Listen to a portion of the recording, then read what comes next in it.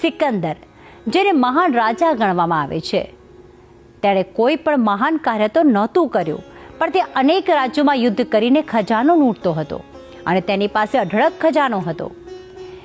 એક વખત તેની સેના સાથે તે ખજાનો લૂંટીને જઈ રહ્યો હતો તો તેને ત્યાં એક સંત મળ્યા. સંતે સિકંદરને કહ્યું કે મારી પાસે એવી વસ્તુ છે જેનાથી તારા બધો જ ખજાનો હલકો પડી જશે. સિકંદરે કહ્યું કે બતાવો તો તમારી પાસે કઈ કિંમતી અને ભારે વસ્તુ છે. તેણે ખિસ્સામાંથી એક ચમકદાર કાચનો પથ્થરનો ટુકડો બતાવ્યો અને કહ્યું કે મંગાવી લો વજન્યું અને જોઈ લો કેટલી ભારી વસ્તુ છે મારી પાસે.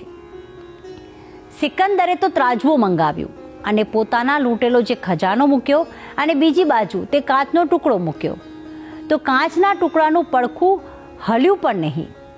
સિકંદરે તો પોતાના મહેલમાંથી બીજો ખજાનો મંગાવ્યો, તેમ છતાં તે નાનકડા કાચના ટુકડાને હલાવી પણ ન શક્યા. પ્રજાની ધન સંપત્તિ બધું જ એક તરફ મૂકી દીધું, તેમ છતાં તે સંત પાસે રહેલા ચમત્કારી ટુકડાની તોલે કંઈ જ ના આવ્યું.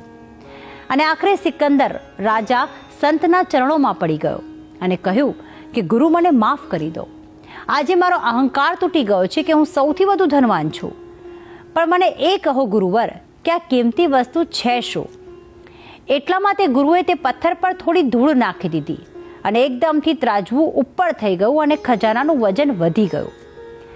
આ જોઈને રાજા ચોંકી ગયો. તેણે કહ્યું કે આ શું ચમત્કાર છે? તો સંતે કહ્યું કે આ મનુષ્યની આંખ છે. જ્યાં સુધી તેના પર ધૂળ નથી જામેલી તે દુનિયાની સૌથી કિંમતી વસ્તુ છે, પણ જેવી તેના પર લાલચ અને અહંકારની ધૂળ જામે છે તેનું મૂલ્ય શૂન્ય થઈ જાય છે. આ વાત એ શીખ આપે છે કે આંખો પર ક્યારેય કોઈ નકારાત્મક વસ્તુઓની ધૂળ ભેગી ન થવા દો.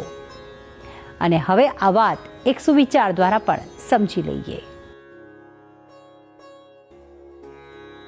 આજનો સુવિચાર: આંખો બંધ થાય એ પહેલા ઉઘડી જાય તો આખો જન્મારો સુધરી જાય.